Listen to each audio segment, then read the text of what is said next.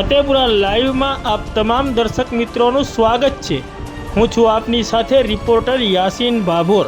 આજના મહત્વના સમાચારની વાત કરીએ તો કરોડિયા પૂર્વ ગામે ગૌવંશ કતલના બનેલા બનાવને લઈને ફતેપુરા નગરના હિન્દુ સંગઠનોએ આપેલા બંધના એલાનને પગલે ફતેપુરા નગરના બજારો મહદ અંશે સ્વૈચ્છિક બંધ રહ્યા। ફતેપુરા પોલીસની નિષ્પક્ષ, તટસ્થ અને પરિણામલક્ષી કામગીરીના પગલે ફતેપુરા નગરના હિન્દુ સંગઠનોએ ફતેપુરા પોલીસને અભિનંદન પાઠવ્યા। તારીખ 21 મે 2025ના રોજ ફતેપુરા તાલુકાના કરોડિયા પૂર્વ ગામે ગૌવંશ કતલનો બનાવ બનવા પામ્યો હતો, જેના પગલે તારીખ 28 મે 2025ના રોજ ફતેપુરા નગરના હિન્દુ સંગઠનોએ ફતેપુરા તાલુકા બંધનું એલાન આપ્યું હતું, જેના પગલે આજે તારીખ 28 મે 2025ના રોજ ફતેપુરા નગરના બજારો મહદ અંશે સ્વૈચ્છિક રીતે બંધ રહ્યા હતા। ફતેપુરા તાલુકાના કરોડિયા પૂર્વ ગામે બનેલ આ ગૌવંશ કતલના બનાવના મામલે ફતેપુરા પોલીસ દ્વારા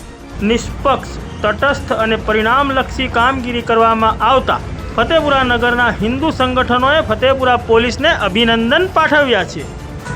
તારીખ 21/5/2025 અને બુધવારના દિવસે જે ગૌવંશ હત્યાનો ઘટના થયેલી છે એના અંદર પોલીસ બળ દ્વારા જે પણ તાત્કાલિક ધોરણે કાર્યવાહી કરવામાં આવી હતી અને આરોપીઓને ઝડપી પડ્યા હતા અને એમાં તલસ્પર્શી જે પણ જાંચ કરી રહ્યા છે તે બદલ સમસ્ત હિન્દુ સમાજ પોલીસ બળનો હાર્દિક અભિનંદન કરે છે।